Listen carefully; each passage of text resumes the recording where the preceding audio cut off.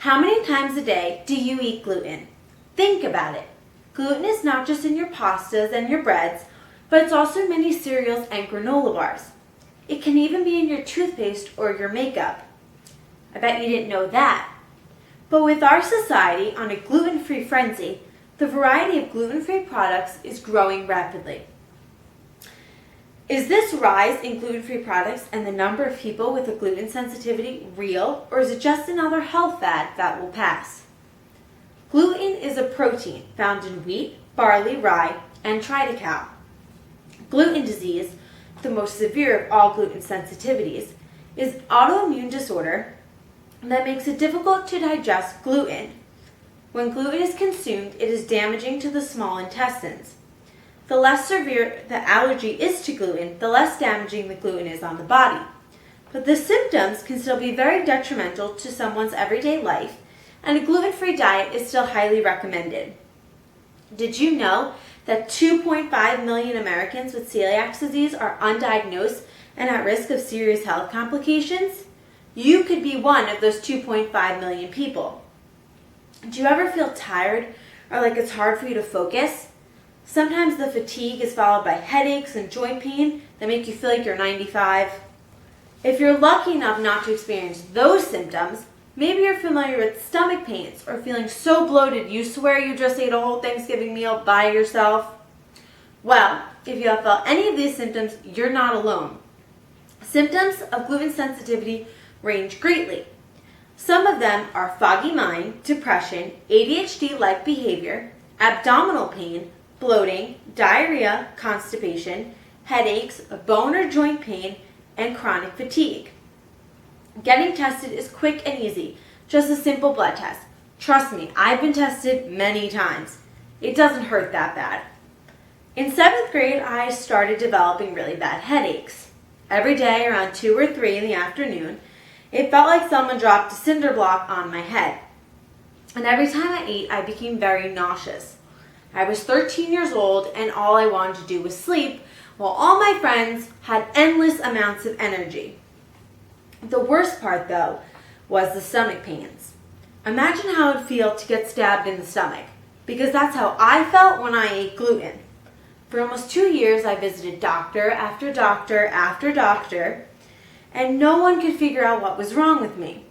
Finally, one doctor did a simple blood test, and in just a few days, I found out that I had a very severe gluten intolerance. A second blood test confirmed it. I had to say goodbye to gluten.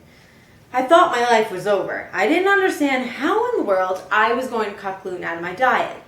But somehow I did it, and I feel 100 times better because of it.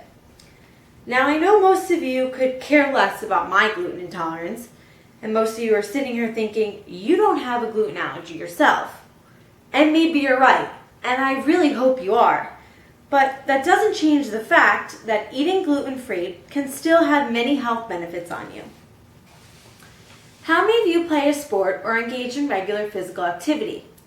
Well, many professional athletes eat a gluten-free diet. Dr. Alessio Frisano, head of the University of Maryland's Center for Celiac Research and a pioneer in celiac disease and gluten intolerance research, works with many professional athletes to personalize gluten-free diets for them to enhance their performance. The Garmin Transitions Pro Cycling Team feels that a gluten-free diet gives them a competitive edge. Do you want that competitive edge too? Because gluten can make you feel tired and slow, eliminating it gives you more energy to perform better on and off the playing field. Gluten is a hard protein for everyone to digest, not just those with a gluten sensitivity. Some parts of gluten have the digestibility of a rock, says Chaitan Kosala, a Stanford professor of chemical engineering. It just sits there, marking time until it goes to the upper intestine. To help with the digestion of gluten, your body diverts blood from your brain and extremities to your stomach. This diminishment of blood from other parts of your body decreases energy and performance. The elimination or even decrease of gluten in your diet frees up more blood in your body, which provides you with more energy and allows you to perform better at game time. So for all you athletes, Believe it or not, but your pasta nights may not be as beneficial to your performance as you think they are. Now, aside from your physical performance, gluten can affect your mental performance as well.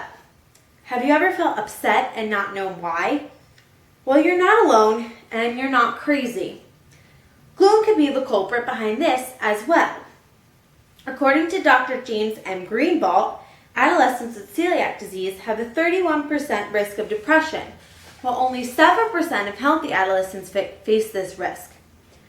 When a person with a gluten sensitivity consumes gluten, their body cannot break down the protein and does not get the nutrients the body needs to function properly. Zinc, tryptophan, and the B vitamins are essential nutrients for a healthy brain. But when the body cannot break down the protein, they cannot get these nutrients from food. The lack in nutrients creates a lack in the production of brain chemicals such as serotonin, which helps regulate moods. A serotonin deficiency can lead to depression. This is why it is so important for people with gluten sensitivities to be tested and diagnosed. Depression and other neurological disorders, such as epilepsy, autism, and schizophrenia, can be treated with a gluten-free diet. So if you're feeling depressed and find it really hard to focus on your work, almost like you have ADHD, you should consider getting tested. The worst thing you can do is ignore the signs of your body. Do not let yourself be one of those 2.5 million Americans who are living undiagnosed with a gluten sensitivity. Trust me, going undiagnosed and not knowing what is wrong with you is not fun. Something that is fun, however, is summer, and it is literally right around the corner, which means warm weather and trips to the beach and the pool. It also means bathing suit season. I'm sure we all want to look good at the beach on that first day of summer, so we tell ourselves we're not going to eat the cookies today, or maybe we're not going to go for that second serving of pasta at dinner. Saying you won't do something is easy, but actually following through with it is the hard part. Part of the reason why it is so hard is because gluten may be addictive. Gluten breaks down into peptides, or small proteins known as exorphins. Because gluten slowly breaks down the intestinal wall, breaking it down even faster in people with a gluten sensitivity, these exorphins are able to permeate through the intestinal wall and into the bloodstream. From the bloodstream, these exorphins reach the brain and can activate opioid receptors. Opioids are psychoactive chemicals that are known for their addictive properties. Therefore, when the exorphins reach the brain and activate the opioid receptors, an addiction to gluten begins to form. So your craving for donuts or cookies is actually very common. The gluten convinces your body that it wants and needs more, making it even harder for you to stick to your summer bod diet. Although no one wants to be addicted to gluten, it is extremely important for us to understand why we can be. Like I mentioned earlier, the addiction is created when the small gluten proteins reach the brain through the bloodstream and activate the opioid receptors. This occurs because gluten causes inflammation in the intestines and degenerates the intestinal walls. The exorphins are not the only thing that can permeate through the walls into the bloodstream. The gluten negatively impacts the barrier-ability of the intestines and makes it possible for many unwanted substances to leak through into the bloodstream, eventually reaching the rest of the body. These unwanted substances will definitely not help your physical or mental performance, and the most effective way to prevent them from entering your bloodstream is by cutting out or cutting back your gluten intake. So now you know the health benefits of eating gluten-free. It can improve your physical performance, neurological health, and overall well-being. Those of you who are one of the unfortunate ones like myself and actually have a gluten sensitivity, whether you know about it or are still undiagnosed, will find many more health benefits for going gluten-free. It's a huge lifestyle change, and it's not easy. I know from experience. If you are curious about how a gluten-free diet can help you, or if you experience some symptoms linked to a gluten sensitivity, I recommend trying to cut back on your gluten intake or do a 2-month gluten-free trial. If you feel better without the gluten, the diet may be something worth looking into more. One more time, I would like you all to think about how many times a day you consume gluten. Now think about the impact that gluten can have on your body.